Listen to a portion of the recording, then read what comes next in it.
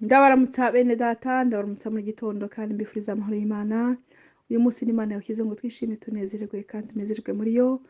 Turashima Imana rero muri uku kwezi twinjiyemo, ukwezi kwa karindwi. Haleluya. Imana ni nziza, Imana ni nziza, Imana ni nziza uko bimeze kose Imana ni nziza. Haleluya. Ni kubw'imbabazi zayo ni ukuri tugihagaze, ni kubw'ubuntu bwayo tugihagaze, ni kubw'ubuntu bwayo kandi turayishima. Naho uzaba uri hose uzajya ushima utitaye ku byo uri gucamo, uzajya ushima.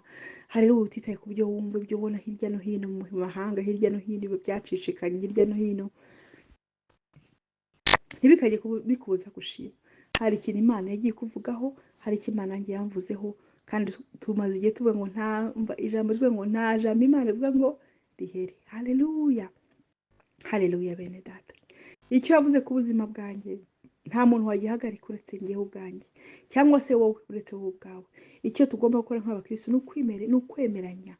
Haleluya, ni nk'isezerano ry'Imana. Imana, nemeye ko wavuze ko ndi umukiranutsi, nemeye ko wavuze ko ndi umutsinzi, nemeye ko hari icyo wavuze ku buzima bwanjye. Haleluya, kandi ntabwo nzacika intege kuko nta jambo ryawe uvuga ngo rihere. Ikintu cyiza cy'ijambo ry'Imana ni ukubera ko ari ukuri. Haleluya, niko kuri dufite. Haleluya, kandi ukuri kw'Imana kutuvana mu mwijima kukatujyana mu rumuri.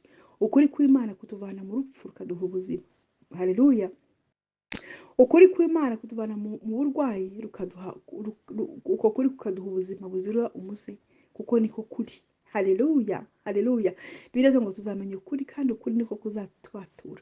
Wasoma muri Hosea 4:6 ngo my people, abantu banjye bararimbutse kubera kutamenya. Bivuze ko iyo tugiye dusobanukirwa ukuri kw'Imana, haleluya, ntabwo tuzarimbuka, ntabwo tuzaba nk'abantu batazi Imana. Hari ubundi buzima Imana iba yarateganyije kugira ngo tumenye, inzira iba yaratubateganyije ngo ducemo.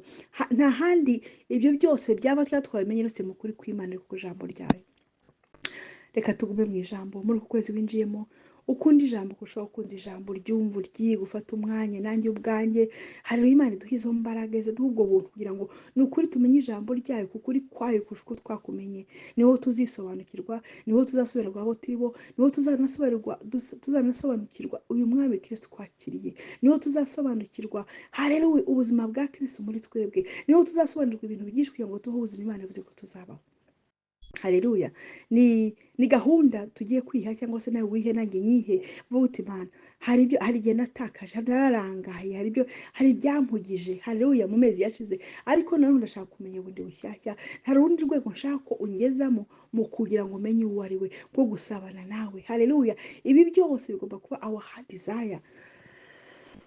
Haleluya, ndabizi ko buri wese afite ibyifuzo. Umuntu afite ibyifuzo byo kurongorwa, yego, gushaka, kubaka, ibi n'ibi hirya no hino, amafaranga, ibi byose ni ibyifuzo. Ariko icyifuzo cya mbere numva umuntu yagira ni ukumenya Imana.